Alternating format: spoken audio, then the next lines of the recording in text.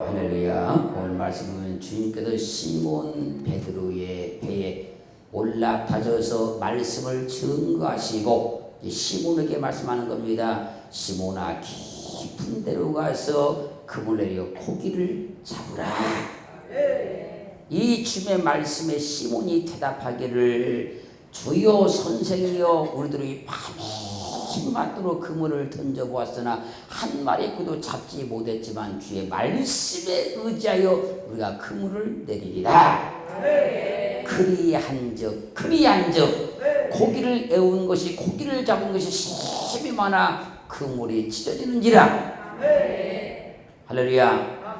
자, 마가복음 3장 16절 가면요, 이 12를 세우셨으니 시몬에게는 베드로란 이름을 더하셨고, 베드로란 이름은요, 주님께서 시몬을 제자로 부르시면서 계명해 주신 이름이 시몬이 베드로가 된 거예요.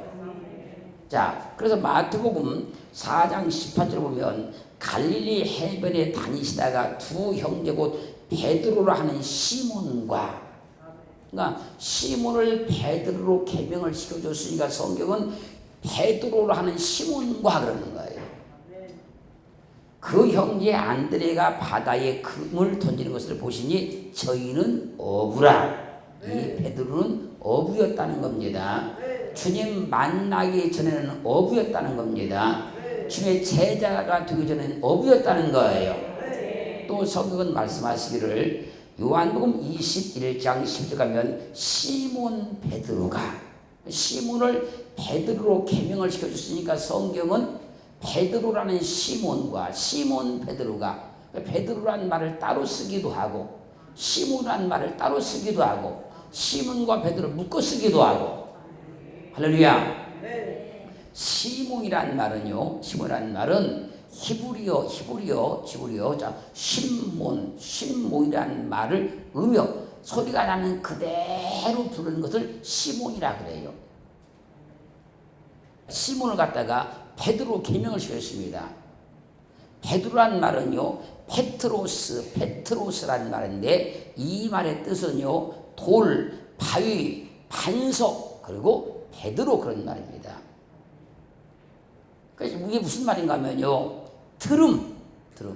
드름이라는 뜻의 시몬을 이름을 바꿨어요. 뭐라고요? 돌이라고.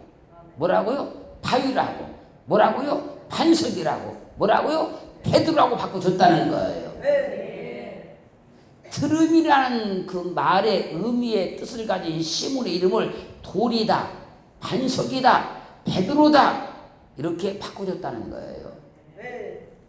베드로의 직업은 주님 앞에 부름받기 전에는 어부였다는 겁니다. 당시 갈릴리 호수에는 많은 어부들이 있었는데 그 어부였다는 거예요. 자, 그리고 성경이 말씀하십니다. 사도행전 4장 13절 가면요, 저희가 베드로와 요한이 기탄 없이 말함을 보고 그 본래 학문 없는 범인으로 알았다가 이상히 여기며 또 그 전에 예수와 함께 있던 줄도 알고. 베드로는요, 학문이 없는 자였대요. 여기서 학문이라는 해서 학이란 말은 아그람마토스란 말인데요, 이 말의 뜻은요, 배운 것이 없는 그런 말이에요. 그리고 글도 모르는, 베드로는 배운 것이 없는 사람이고 글도 모르는 사람이라는 겁니다. 학문에서 문이란 말은요, 이디오테스란 말인데요, 이 말의 뜻은요, 문외한, 무식한, 배운 것이 없는 미숙한 그런 말이에요.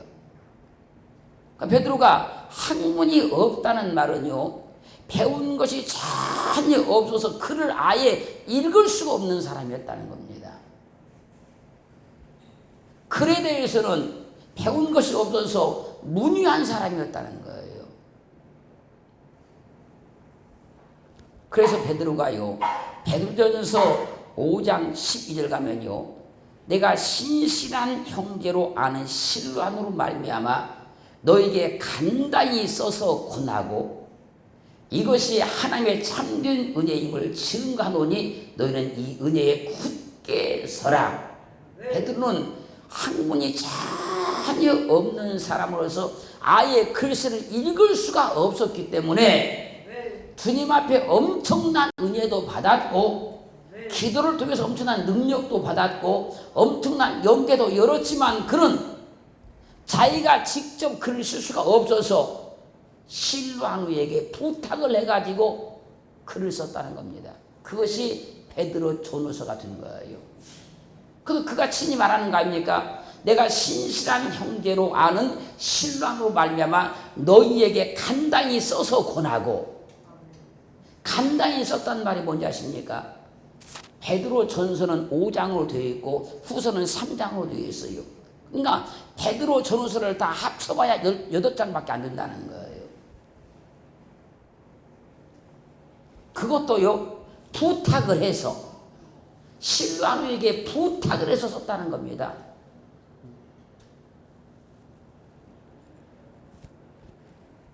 그러니 베드로가 주님 앞에 붙들림도 되었고 예수를 믿었고 엄청난 은혜도 받았고 엄청난 능력도 받았지만 아쉬운 것은 그가 그를 전혀 읽지 못한 사람이었기에 그가 알고 있는 것을 그가 체험한 것을 역사에 남겨야 되겠는데 자기가 직접 쓸 수가 없으니까 실로아누에게 부탁해서 썼다는 겁니다. 그래서 너에게 간단히 써서 권하고. 고린도전서 1장 22절로 29절 말씀 보면요, 유대인은 표적을 구하고 헬라인은 지혜를 찾으나 우리는 십자가에 못 박힌 그리스도를 전하니 유대인에게는 거리끼는 것이요 이방인에게는 미련한 것이로되 오직 부르심을 입은 자들은 유대인이나 헬라인이나 그리스도는 하나님의 능력이요 하나님의 지혜니라. 하나님의 미련한 것이 사람보다 지혜 있고 하나님의 약한 것이 사람보다 강하니라. 형제들아, 너희를 부르심을 따라 육체를 따라 지혜 있는 자가 많지 아니하며 능한 자가 많지 아니하며 문벌 좋은 자가 많지 아니하도다. 그러나 하나님께서 세상에 미련한 것들을 택하사 지혜 있는 자들을 부끄럽게 하려 하시고 세상에 약한 것들을 택하사 강한 것들을 부끄럽게 하려 하시며 하나님께서 세상에 선한 것들과 멸시받는 것들과 없는 것들을 택하사 있는 것들을 폐하려 하시나니 이는 아무 육체라도 하나님 앞에서 자랑하지 못하게 하려 하심이니라. 주님은요, 학문이 전혀 없는 베드로를 택하셔서 지혜 있는 자들을 깨우쳐서 주님께로 인도하기를 원하셨다는 거예요. 비록 베드로가 어부였었고 학문이 없는 자였지만 믿음은 특별났고 믿음은 1등이었고 믿음은 최고였다는 거예요. 학문이 없으니까 믿음까지 없는 것이 아니었다는 거예요. 학문은 없었지만 믿음은 특별했다는 겁니다. 그러므로 사도행전 2장 38절로 41절 말씀까지 가면요, 베드로가 가로되 너희가 회개하여 각각 예수 그리스도의 이름으로 세를 받고 주의 사함을 받으라. 그리하면 성령을 선물로 받으리니 이 약속은 너희와 너희 자녀와 모든 먼데 사람 곧 주 우리 하나님이 얼마든지 부르시는 자들에게 하신 것이라 하고 또 여러 말로 확증하여 고나에 가로되 너희가 이 폐역한 세대에서 구원을 받으라 하니 그 말을 받는 사람들은 세를 받음에 이날의 제자의 수가 3천이나 더하더라. 베드로는 학문이 없는 자였지 않습니까? 또 어부였지 않습니까? 그런데 주님께서 그를 어느 날 부르셔서 그 인생에 개입하셔서 주님께 능력을 주시기 시작하셔서 복음을 증거하기 시작하니까 베드로가 어느 날 설교하기 시작하는 거예요. 그랬더니요 하루에 3,000명이 주님을 믿기 시작하더라는 거예요. 베드로는 주님께서 그 인생에 개입하지 않으셨다면 갈릴리 호수에서 고기 잡는 어부로서 인생을 마쳤을지도 몰라요. 고기 잡는 어부의 삶이 가치가 없다는 말이 아니고요. 고기 잡는 어부의 삶도 참 가치가 있지만 주님께서 베드로 인생에 개입하지 않았다면 어부로 인생을 마쳤을 거라는 거예요. 그러나 주님께서 학문이 없었지만 학문은 전혀 없었다 그래 성경은요. 그렇지만 베드로 인생에 개입에 들어오셨어요. 그 인생 가운데 개입하셔서 능력을 주시니 베드로가 설교하니 3,000명이 주님을 믿기 시작하더라는 거예요. 그래서 우리는요 주님이 꼭 우리 인생에 개입하셔야 되는 거예요. 개입해도 되고 안 해도 되는 것이 아니라 반드시 우리 인생에 개입에 들어오셔야 된다니까요. 사랑하는 성도 여러분, 주님께서 베드로의 인생에 개입하시니 호수에서 고기를 잡던 베드로 인생이 완전히 바뀌었잖아요.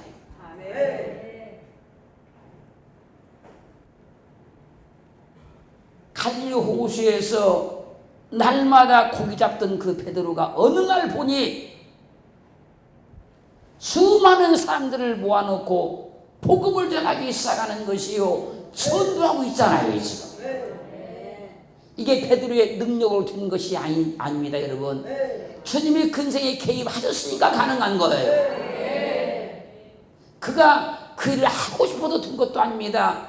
주님이 근생에 개입하시니까 가능했던 거예요.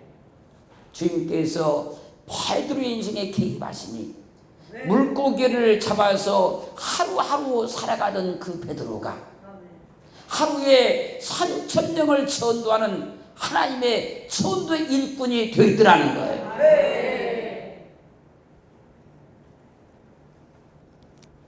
주님께서 베드로 인생에 분명히 개입하신 겁니다. 개입하셨습니다. 그러자 물고기 잡는 것으로 기쁨을 삼던 베드로가 오늘은 고기를 이만큼 많이 잡았다. 오늘은 몇 킬로의 고기를 잡았다.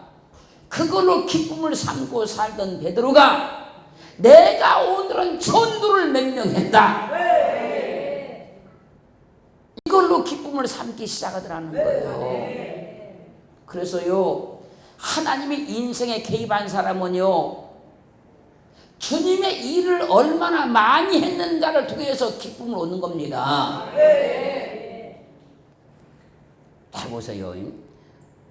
주님께서 베드로 인생에 개입하지 않았으면 베드로는 집에서 편히 쉬고 편히 놀고 편하게 살았을지도 몰라요.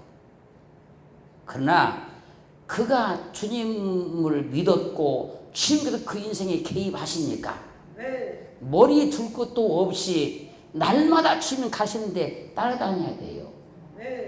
여러분들이 우리 성경에 사도 있죠. 사도는 아무나 사도가 되는 것이 아니라 주님께 선택받아 주님께 부름 받아가지고 주님과 동고동락을 한 사람, 주님과 같이 잠자고 같이 먹고 같이 돌아다니는 사람을 사도라 그래요. 근데 주님께서 저기 전도로 가시다가 그 들에서 자면 같이 들에서 자는 거예요. 그걸 사도라 그래요. 베드로를 사도라 그러잖아요. 주님께서 베드로의 인생에 개입하시니까요. 베드로는요 내일 양식이 없어도 오늘 주님과 함께 있는 것이 기쁘고 즐거웠다는 거예요. 우리는 꼭 그렇게 주님을 믿기를 주님을 축원합니다. 축원합니다. 그런데 베드로가요 이렇게 되기까지는요 그냥 된 것이 아니고요 주님께서 그 인생에 개입하셨어도요 그 믿음 가운데 우여곡절이 많이 있었다는 거예요. 그냥 이렇게 막 역사가 일어나고 그런 게 아니었다는 거예요. 마태복음 16장 21절 23절 가면요, 예수 그리스도께서 자기가 예루살렘에 올라가서 장로들과 대장들과 서기관들에게 많은 고난을 당하고 죽임을 당하고 제3일에 살아나실 것을 비로소 제자들에게 가르치기 시작해요. 그러자 베드로가요, 주님을 붙들고 간곡하게 말합니다. 주여 그리 마옵소서. 이 일이 결코 주에게 미치지 아니하실 것입니다. 이 베드로의 말에 주님께서 말씀합니다. 사탄아, 사탄아, 내 뒤로 물러가라. 너는 나를 넘어지게 하는 자로다. 내가 하나님의 일을 생각지 아니하고 사람의 일을 생각하는도다. 단호하게 야단을 쳤어요. 그러나요, 베드로는요, 다른 사람들처럼 시험에 들지 않더라는 거예요. 주님께 사탄이라는 말을 들었어도요, 베드로는 시험에 빠지지 않더라는 거예요. 베드로는 주님께 책망을 들었어도요, 꽁하지 아니하고 훌훌 털어버리고 또 주님을 따라가요.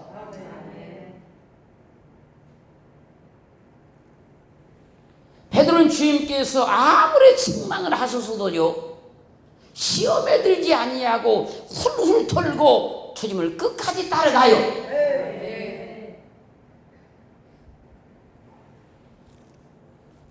그래서요, 주님은요, 드름이라는 시문을요, 반석이라는 베드로의 이름으로 기명을 시켜준 거예요. 그래서 베드로는 아무리 책망을 들어도, 아무리 야단을 들어도 반석같이 믿음의 굳건히 딱 서 있는 거예요. 드럼이 반석이 됐단 말입니다. 그 드럼이 뭐예요? 책망을 들었다는 얘기예요. 야단을 맞았다는 얘기입니다. 뭘 들었다는 거예요? 사탄아 들었다는 거예요. 물러가라고. 그런데도 베드로는요, 딱 반석 같은 믿음이 돼가지고 딱 흔들지 않는 거예요. 사탄아 물러가는 소리를 들었어도요, 훌훌 털고 그냥 주님 따라가요. 그게 주님께서 그 인생에 개입한 사람이 되는 거예요. 그런 믿음을 가진 사람이 주님이 그 인생에 개입한 사람이 되는 거예요, 여러분. 믿는다고 믿을 수 있지만요, 그 인생에 개입하려면 이 정도 믿음이 돼야 되는 거예요, 여러분.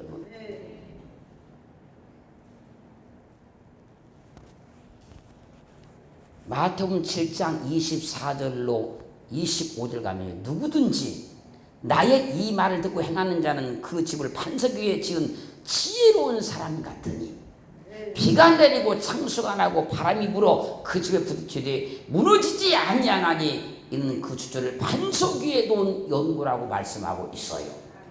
반석. 베드로는요, 책망을 들으면 오히려 깨닫고요, 그 믿음이 더욱 굳건해져서 반석이 됐다는 거예요. 그래서 반석이라는 겁니다. 베드로는 책망을 들으면요, 오히려 더 지혜로운 사람이 돼가지고 깨닫고 그 믿음을 더욱더 굳건히 해서 주님께서 이름을 지어준 그대로 반석이 되어버렸다는 거예요. 이런 사람이 주님께서 그 인생에 개입한 사람이 되는 거예요. 또 보십시오. 마태복음 26장 33절로 35절 말씀 가면요, 주님께서 자기의 십자가의 죽음을 말씀합니다. 주님께서 말씀하시면서요, 말한 겁니다. 내가 십자가에 못 박혀 죽임 당하기 위해서 잡히게 될 것인데 내가 잡히게 되면 나를 다른 자들이 다 나를 버리고 도망갈 것이다.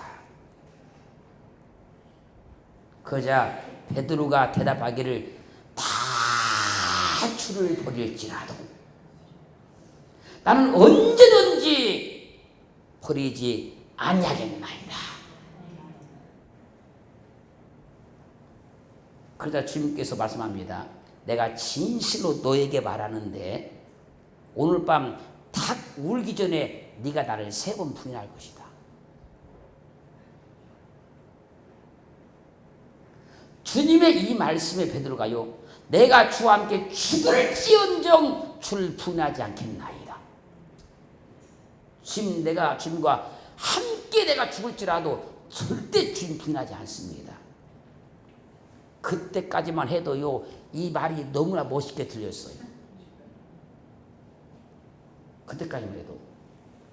그런데요, 마태복음 26장 69절 75절 말씀까지 가면요, 주님께서 십자가에 못 박기 위해서 이제 잡히셨어요. 이제 잡히셨습니다. 잡혔을 때 베드로가 바깥들에 앉아 있어요. 주님은 잡혀가지고 지금 저 끌려 들어갔고 그 바깥들에 앉아 있어요. 한 비자가 와서요, 너도 갈릴리 사람 예수와 함께 있었도다. 너 예수 편이지, 너 예수 당이지. 근데 베드로가요, 모든 사람 앞에서 부인합니다. 부인하면서 말하기를요, 나는 내 말이 뭔 말인지 무슨 소리인지 도저히 못 알아듣겠다. 뭐 내가 예수 당이라고? 내가 예수 믿었다고? 너 똑바로 알고 말해. 그리고 베드로가요, 얼른 그 자리에 일어나서 막 도망갑니다. 실패해서 막 가요. 그래 다른 비자가 막 따라요. 따라와가지고요, 거기 막 사람들 막 있어요. 지금 말하는 거예요. 이 사람이 나사렛 예수와 함께 있음을 내가 봤다. 근데 베드로가요, 맹세하는 거예요. 맹세하면서 부인한다는 겁니다. 나는 그 사람을 알지 못한다. 그러자 조금 후에 곁에 섰던 사람들이요, 또 오는 거예요. 와서 베드로에게 말합니다. 너도 진실로 그 당이다. 네 말투를 들어보니까 그 당이다.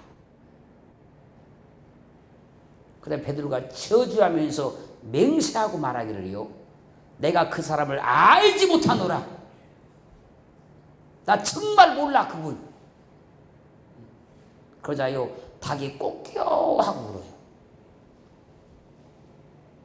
이에 베드로가 주님의 말씀에 닭 울기 전에 내가 3번 나를 부인하리라, 이 말이 생각나서 밖으로 나가서 심히 통곡하고 울었다 그래요.